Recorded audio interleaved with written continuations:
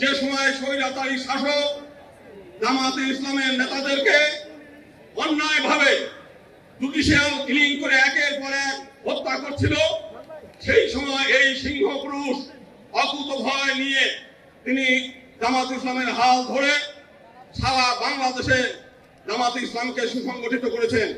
আজকে আমাদের পক্ষ থেকে তাকে আমরা শ্রদ্ধা জানাই। একই সঙ্গে আমরা সংক্ষেপে যেটা বলতে চাই যে আমরা দীর্ঘদিন যাবৎ আওয়ামী লীগের কাছে রাজনৈতিক বন্দী হিসেবে আমরা ছিলাম।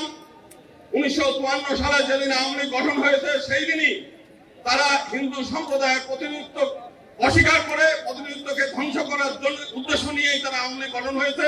হিন্দু সম্প্রদায়ের কাছ থেকে প্রতারণা করেছে হিন্দু সম্প্রদায়কে। ওয়ালটন এখন দেশের সীমানা পেরিয়ে পৌঁছে গিয়েছে 50টিরও বেশি দেশে। ওয়ালটন, ঘরে ঘরে বিশ্বজুড়ে। একই সঙ্গে আমরা আরেকটা বৃহৎ দল দেখেছি যারা দীর্ঘদিন এই দেশে শাসন করেছে, তারা হিন্দু সম্প্রদায়কে প্রতারণা করেছে, নেগলেক্ট করেছে এবং ক্ষতিগ্রস্ত করেছে।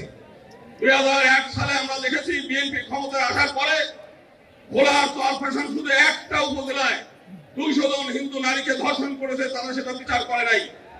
এই 2 দিন আগেও পার্বত্য চট্টগ্রামে আমরা দেখেছি 4জন একজন আদিবাসী নারীকে, কিশোরীকে 4 জন বিএনপি কর্মী দ্বারা ধর্ষিত হয়েছে। আজকে সারা বাংলাদেশে চাঁদাবাজি, সন্ত্রাস, টেন্ডারবাজি এইগুলো একের পর এক চলছে। আজকে সমগ্র বাংলাদেশের মানুষ আপনারা এখানে এসেছেন জামাতে ইসলামের ডাকে। জামাতে ইসলাম শুধুমাত্র একটা রাজনৈতিক দল নয়, এটা একটা ইউনিভার্সাল ইউনিভার্সিটি। আপনারা এখানে আসেন, শিক্ষা লাভ করেন, নীতি শিক্ষা নেন, আদর্শ শিক্ষা নেন এবং কিভাবে ধর্ম অনুযায়ী দেশ নিজের জীবন পরিচালনা করা যায় এবং দেশ পরিচালনা করা যায়, আপনারা সেই শিক্ষা লাভ করেন। আজকে রাত ভরে এখানে জেগে আছেন, আপনাদের এই আশাটা ব্যর্থ হবে না। যদি রাজনৈতিক ক্ষমতা আপনাদের নাও থাকে, আপনাদের জীবন ধন্য হয়ে গেল শুধুমাত্র এই জামাত ইসলামে অংশগ্রহণ করার কারণে। আমরা আগামী দিনে আমরা বলতে চাই, একবার ফ্যাসিবাদ বিদায় হয়েছে, আবার কোনোদিন আমরা এই ফ্যাসিবাদ চাই না।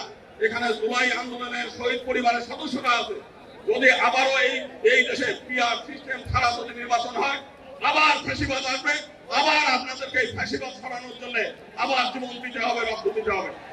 অতএব এক দফা পৃথক নির্বাচন দিতে হবে আমাদের মাইনরিটিদের জন্য এবং একই সঙ্গে পিআর সিস্টেম ছাড়া কোনো নির্বাচন হতে দেওয়া যাবে না। এবং এটা যদি জামাত ইসলাম মনে করে যে বাংলাদেশে কোনো নির্বাচন আমরা হতে দেবো না, জামাত ইসলাম সেটা